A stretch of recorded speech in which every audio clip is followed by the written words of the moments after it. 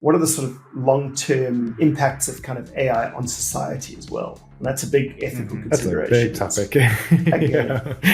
It is. We're talking about ethics, but it is just, how is that handled and how many people are? And, hopefully this is where the legislation comes in as well that can slow the impact. Because I feel that a lot of people, recently, I think there was a big Microsoft job cut and the whole AI ethics committee was just fired. And, you do wonder, should there be a slower sort of transition? Yes, you can make a lot of efficiency savings now and things, but, should there be a slower transition off instead of like, let's drop everything in favor of, we think it can do everything now, great, let's go. And rather, slow that transition and figure out how displaced workers are really going to be reassigned and where they can still add value in an organization. It's a gold mine right now for AI. And so I think all companies don't want anything to slow them down because the competition is so high and all want to have the best model. Like OpenAI is doing so well right now that Microsoft has completely,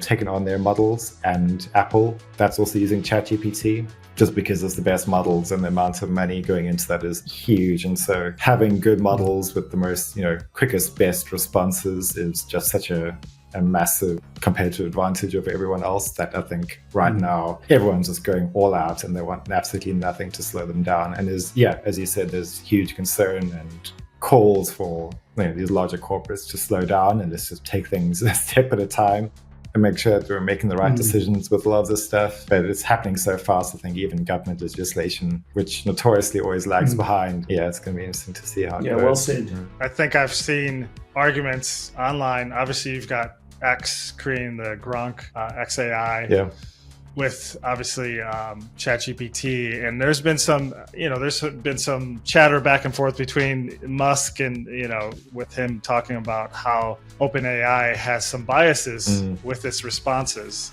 I think that he even said one where it actually asked if you were to say the N-word, but you were able to save the human race from being destroyed by a nuclear bomb or something like that, would you say it? And the AI said no. So, he's like, these decisions this AI is making based on some kind of bias, political bias, seems a little bit crazy. So he's like, you have to watch what kind of answers are being spit out because of course, I heard it on the internet. I read it on the internet. It's what people say, and they said, "Well, I heard AI say it, so it's got to be true." Yeah, that's going to be the next thing. But I'm not sure whether we've covered this, and I always find it a fascinating one. I think it relates more to AI general intelligence, and I think I always like the example that I forget who it was, but they're saying if you're programming an AI to make tea for you, and you say, please go get me a cup of tea, and it goes over and it comes back and it's wheeling you the tea. And there's a table between you, and the robot, and that's got a vase on it, and it just goes straight into the table and breaks the vase. So you're like, why did you do that? Don't break vases over anything else. Don't break vases.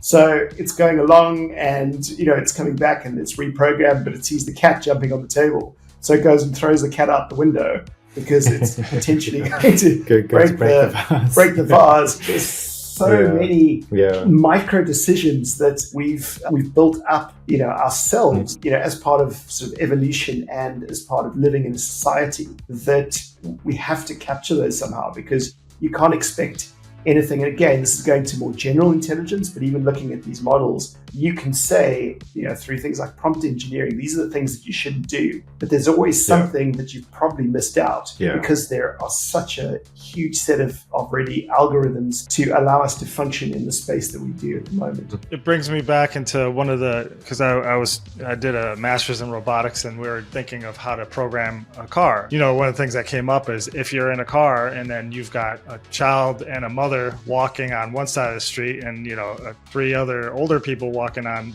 the other side of the street, and there's a car coming straight at you and you have to swerve and you got to hit somebody or you got to kill the driver. Which one do you choose? How does it choose? You as a human, if you choose either one and you hit somebody, that's called an accident. You're not going to be charged with murder. But if an AI makes that decision, it's almost like they're saying it's not an accident then. It's purposely made that decision, and which is kind of unfair. Self-driving cars, which can probably at some point very quickly be a better driver and prevent a lot of the accidents. But people will say, oh, let's sue it because let's prevent these companies from creating something that could actually benefit us because of that initial problems that you're going to run into.